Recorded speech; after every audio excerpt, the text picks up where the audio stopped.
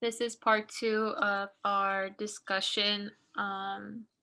We had Accra. So some of the questions we answered, and the first question was, "What did you find surprising about the sexual behaviors, fantasies, and beliefs from the culture that you explored?" And personally, I think that what stood out to me was the fact that it was okay for married men to have mistresses and just like to have girlfriends, and just being able to support them as well was like very interesting, because none of their like wives, that like some of their wives knew that they had affairs and were like okay with it, that it didn't like end their relationship. So I think like that was interesting. But I also thought that like in the documentary they mentioned how married men like embrace like cheating as like a reward, so they kind of just like, I guess, in some type of way or form get praised by it. um and then some of the things that were also interesting, I think, was definitely how like women are like, as far as marriage goes, there's like a traditional norm of being a housewife, and some of the things that indicate to a man that like, oh, women are ready to get married or want to have sexual relationships is like, I think it was a waist I think it was like a waist braid. So they have like waist beams that they sell all over the market, and like usually women who are like looking into marriage would wear one of them and just like wear them around their waist. And in the past, like they have signified like coming in age and like wanting to get married and carry children. But I think like that was very interesting. So what did you think? Yeah, I thought the same as well. And I thought it was like really surprising that the women, they didn't like care about their own happiness.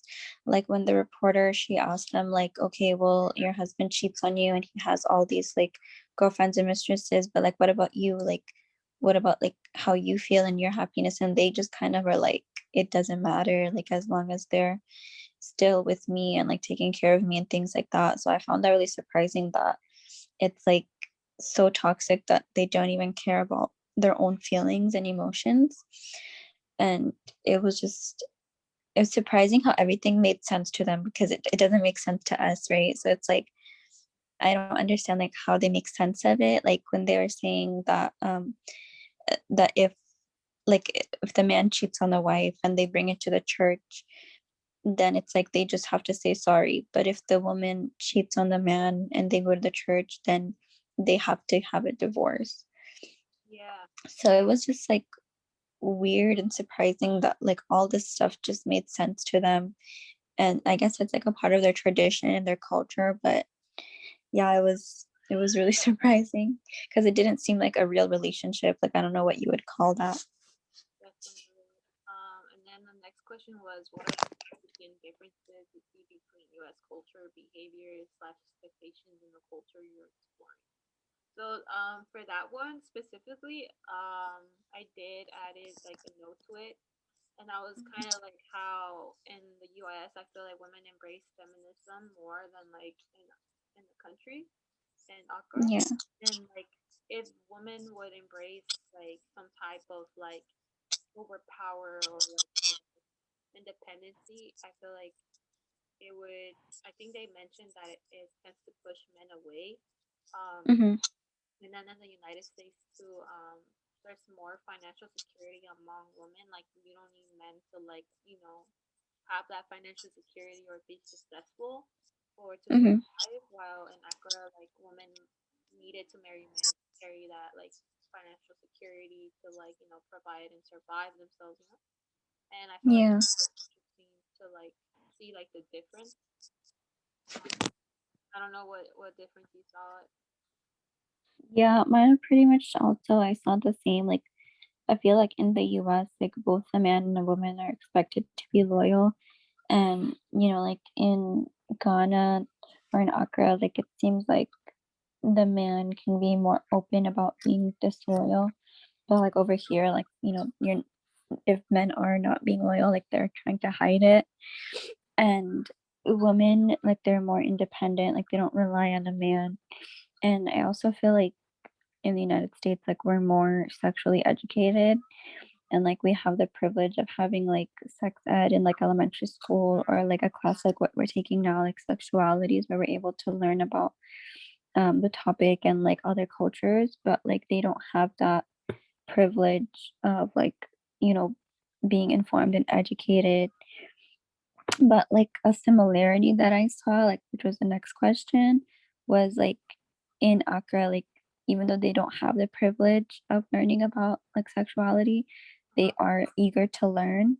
And like over here, like we are as well. And so it's not like they don't want to be informed about it, but it's like if they don't have like the class or like like the way of like learning, then like they'll have like they had like a radio show where like the girl was talking about the topic and things like that. And then I also feel like men like in the US, like a similarity, like obviously like not all men are loyal, so we have that here as well. It's just they're more open about it over there. So yeah. Yeah, and then that's another thing too. How in the documentary, I don't know if you noticed, but Christine, that's the name of the host. She basically interviewed someone, and he was like a soccer player, if I'm not mistaken. Yeah. He was saying how, oh, I have one wife, and then she's like, do you cheat on her? And then he was like, Yeah. I don't cheat on her because I don't have money to offer. In other words, that he's poor, right? And that was Hmm. interesting to see because he's like, it was like saying that like men in Accra that are poor don't cheat because they can't provide versus rich men Yeah. do cheat because they can like obviously like give them money and like things that they need. So Yeah. also like a difference too, I guess, and like a similarity. I would say that I guess the goal is like to please men. I think like how I guess like how women like want to make a man happy. And I feel like in some type of way form, like we still have that whole like housewife norm kind of still going. Hmm. Although yes, it's like obviously evolved and stuff, and it's like different now. We don't need to get married or anything like that. Um, Yeah. but like I feel like it involves them like doing things and then like buying lingerie for themselves, and also like in the beginning they were talking about how women are really well groomed and Yeah. mention like the waist seams. I feel like Hmm. the women in Accra like that's like their way of like giving them sexual pleasure or like some type of way to attract them. And here in the U.S. Yeah. it's kind of similar because we like I mean women in the U.S. wear lingerie to look good for like their men, to like hook up or whatever. So I think Yeah. um Mhm. so the next question was, do you think the host is ethnoetic anthrocentric and or judgmental in her questioning? If so, how? Like if she was kind of like rude or like persistent. I honestly, I didn't like. I can see how people would think she was being like judgmental, but I feel like she was in that kind of environment where she had to ask those questions. And so maybe it seems like she was being judgmental, but she wasn't, just because like, like that's what's happening around them. So that's basically what she'd be expected to ask. Yeah. Well, some of our peers discussed that like dating Yeah. sounded rude a little bit, and I would Yeah. it's like yeah, I agree with you, but I think the fact is like her actions or like her behavior itself, like she was kind of Yeah. like rolling her eyes on the low key. She was kind of like Yeah.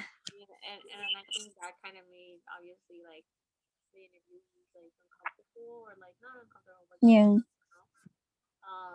But I did see like in the documentary that she did mention she was a feminist. Um, so I think like it seemed like some of the answers she received kind of triggered her in some type of way of feeling Yeah. because of the culture of sex and sexuality. sexuality is different in Accra. Um, Yeah.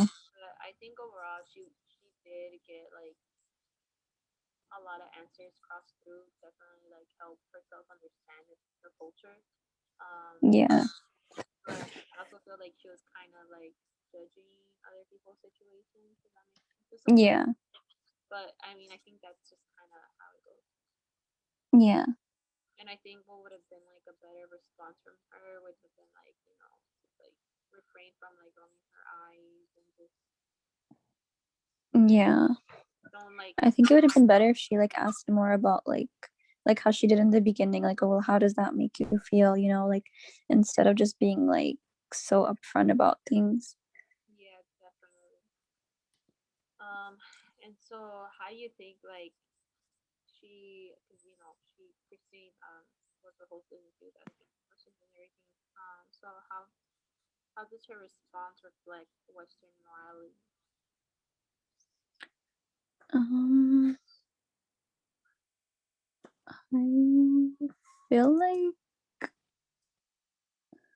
Like, do you think like she had like taken a little bit of like that Western like culture with her when she went to Accra, which kind of makes yeah, sense, I guess, yeah. because she like seems to like disagree with anything that she seemed unfamiliar with or like that she wasn't comfortable with. Yeah, I mean, I definitely think like especially in that situation it's hard to understand like that kind of a culture. So I think she did like have her like thoughts in the back and she tried to like when she would ask things like, oh, like, like having like a mistress is okay, like, things like that. Like she knows like in her mind from where she's from that like that stuff is not accepted. But, then she had to like see how that reflected on them because it is accepted to them. And then another question is, what else? What do you like to know about culture you explored that the host left out? And our group members previously mentioned how they would like to know about how women feel about monogamous relationships. Do they prefer Mm-hmm. things as they are with one man, having multiple mistresses, girlfriends, and a wife, or would they prefer to be with one person who is also only exclusive with them? Do they make strong connections knowing that there are other women involved, or does it feel more like transaction than relationship? Are they genuinely Yeah. happy with how their culture allows men to be with multiple women and they cannot? Like, how do the relationships differ from the LGBTQ community as well? Like, that's another Yeah. thing that I feel like she left out. That I think those would be good questions to ask. Yeah. Um, I think like I also wanted to know about like diseases and like if men are like with so many women, mhm. like do they like accept like, like the health issues and things like that? Like what like are Yeah, they willing to put their health at risk? yeah, like HIV and AIDS, yeah, for sure. I think I would want to know like the statistics on that and see like Yeah. you know, um Let's see. The last question was how does what you've learned so far in the class helped you to make sense of what you've learned? I think like learning about like male domination, like we did in that sex and power module, it helped kind of connect the documentary because the women in Accra were like they seemed like they're very subordinate, and I feel like the only way to understand that was to study like the power that a man holds like in terms of sexuality. So it helped like learning about that in class. yeah, definitely agree. Um,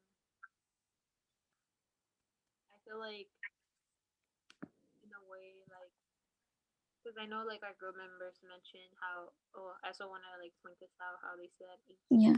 race have a certain purpose in their adult lives in relationships and from what we have learned it seems to be consistent across multiple cultures and I think that's a very valid Hmm. point simply because Yeah. you are taught not like born that way. You know what I mean? So it's just like Yeah.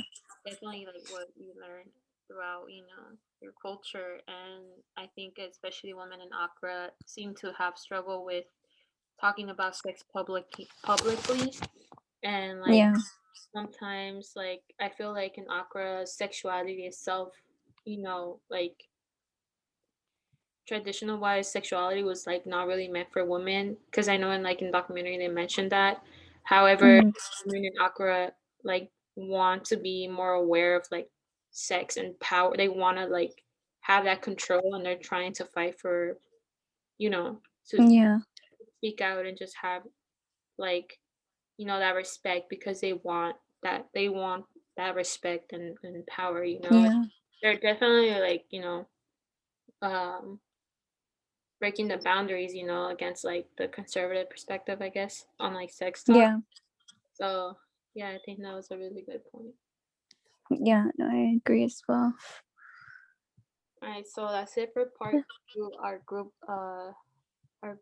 group country was Accra. This will be added to our YouTube. Thank you. Okay, bye. I'm gonna stop the recording. Okay.